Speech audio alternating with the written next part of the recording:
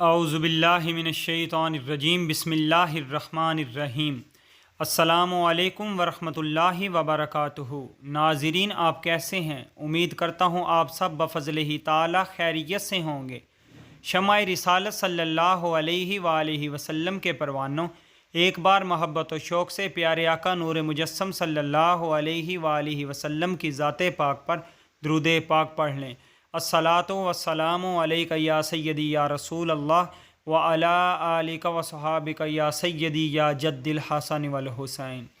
इमाम फ़खरुद्दीन राज़ी रहमतुल्लाह अलैहि ने फ़रमाया, हुज़ूर सल्लल्लाहु अलैहि वालैहि वसल्लम पर दुरूद पाक पढ़ने का हुक्म इसलिए दिया गया है ताकि रूह इंसानी जो कि जबली तौर पर ज़ईफ़ है, अल्लाह ताला के अनवार की तजल्लियात कबूल करने की इस्तादाद हासिल कर ले।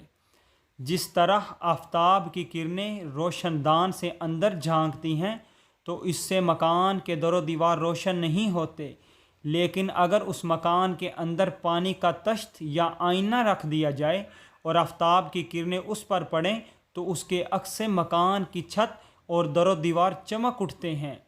यूं ही उम्मत की रूहें अपनी फितरी कमज़ोरी की वजह से जुल्मत कदा में पड़ी हुई हैं।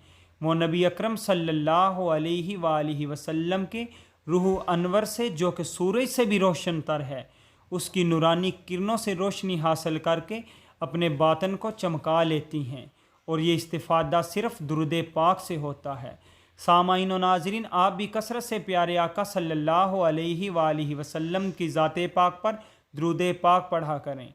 मज़ीद दुरूद शरीफ की फ़जीलत सुनने के लिए हमारे चैनल को सब्सक्राइब करें, साथ बेल आइकन को भी प्रेस करें ताकि हर नई आने वाली वीडियो आपको आसानी से मिल सके।